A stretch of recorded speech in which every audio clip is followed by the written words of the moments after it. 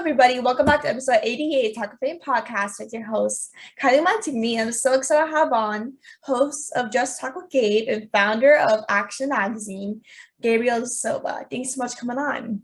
Thank you for having me. What's going on? Everything all good. How are you doing? It's been so long since we talked on your podcast, right? Right, yeah. Yeah, how's the podcast going?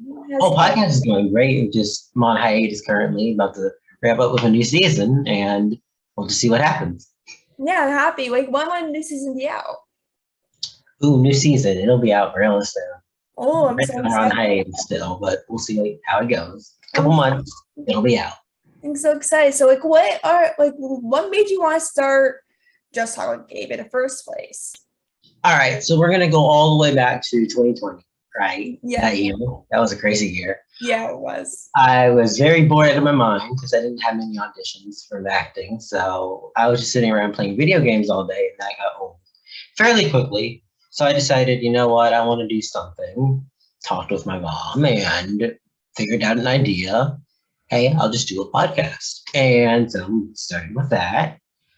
And it took off. And I didn't expect it to take off. It was literally just something I was doing to not be bored. And I'm happy to say it's become something so much more than that. Yeah, exactly. That's how I was. Like, I started my podcast later than you did. I started early in 2021, and I was actually bored as well. All I was doing was watching television all day, every single day, and I was bored since in quarantine we're allowed to leave our houses, like due to COVID. No one knew what was going on. So right. Like, I'm bored. Like, I can't do anything. So I'm going to start a podcast as a joke. I never expected it to kind of blow off like it has. But like when I started it, I'm like, well, I guess it's more than a hobby now to get something to do other than watching television in the first place. I still watch a lot of television, still play a lot of video games, but I just do this too. Yeah, exactly. So do I. So like, you were like an actor and model. What made you want to kind of start doing that and being in front of the camera and being just in the entertainment industry as well? Well, it wasn't initially an interest. Back when I was a kid, I wanted to be an engineer. But what happened was in elementary school, I had been bullied because of my height and lack of athleticism. And so my mother put me in acting classes to build up my self-esteem.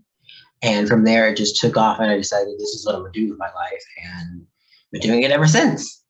That's awesome. Since like you said you got bullied and stuff, like how did acting kind of help you in that way? Since obviously like you're being bullied and all these things, you are being bullied for something that you can't really control. Like, how did acting help you kind of shape that?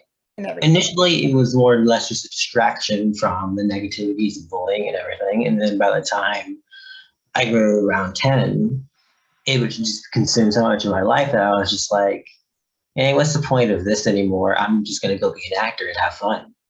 And so I actually ended up becoming full-time homeschool because it got to the point where my elementary school wouldn't allow me to do both. And so I'd say it's helped, acting in general, just helped with confidence, definitely. Exactly. You created a magazine to help something against bullying, right?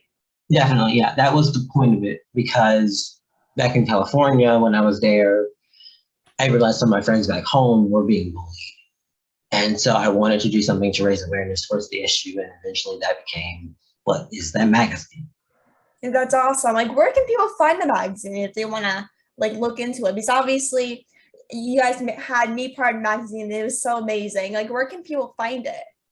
Just type in actionmagazine.com and it's there, because actually it's too big for the phone.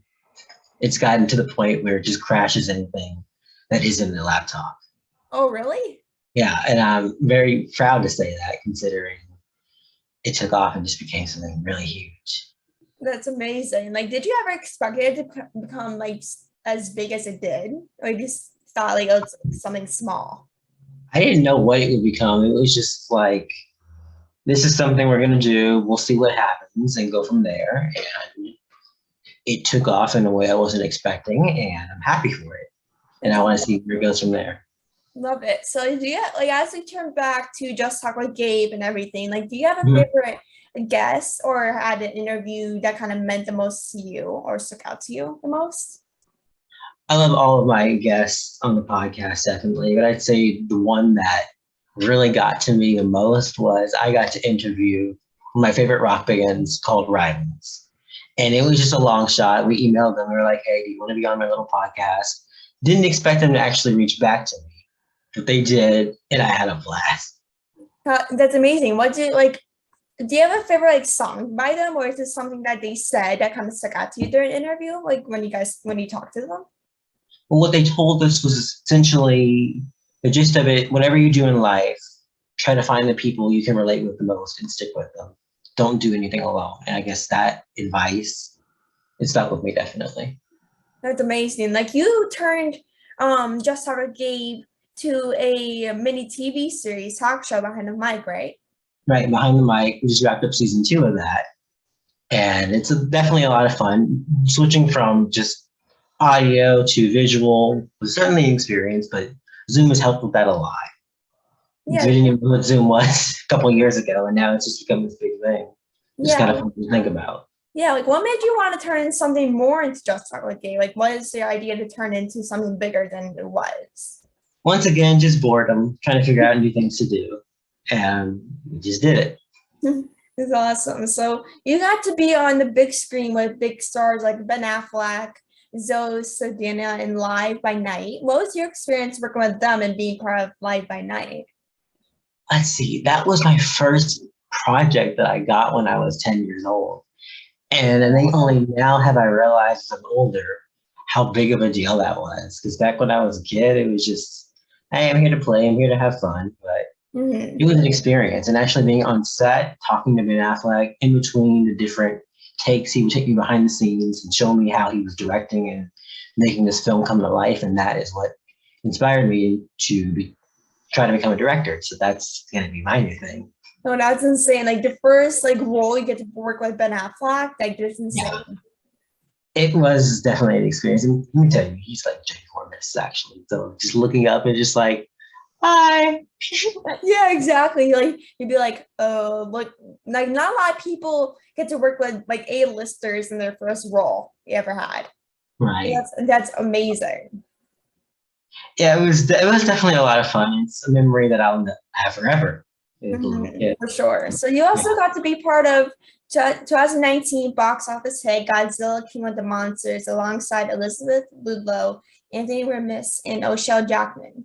Do you have a favorite moment from filming the movie? Oh, we joked around a lot on set. I just can't think of one single moment.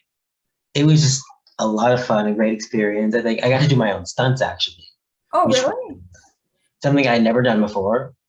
And it was a lot of fun because actually, back when I was a kid, I used to take Taekwondo. And I was talking about that on set, and they pulled me aside and they were like, hey, you know that counts as stunt training, right? And then you qualify technically to do your own stunts if you want to. And so I was like, sure, why not? I'll do it. Yeah. And yeah, that was an experience.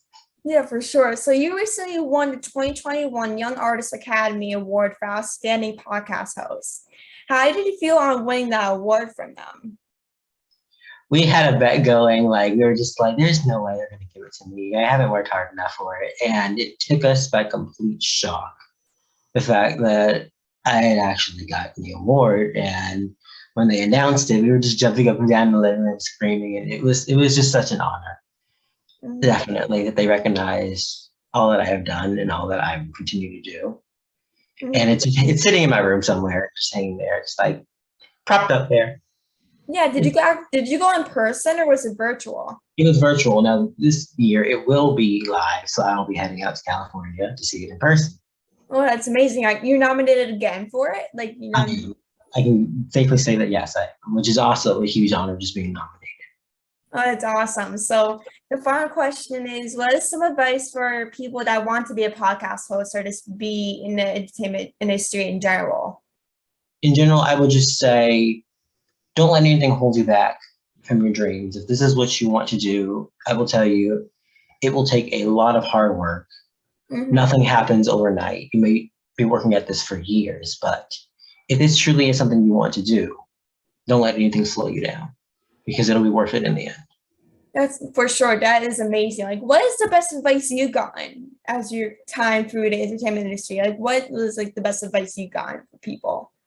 Honestly, what I just said, for the most part, I think that advice, a lot of people have said what I've said, but Mhm. that's the best advice you can give, in my opinion. Just find something and stick with it and see what happens. For sure. I love that, hands down. So thank you so much for coming on the podcast. It was so great speaking with you again. I congratulate you on being nominated for the award, and I hope everything turns out well and you win. So thank you so much for coming on, and let's speak soon for sure. Thank you so much.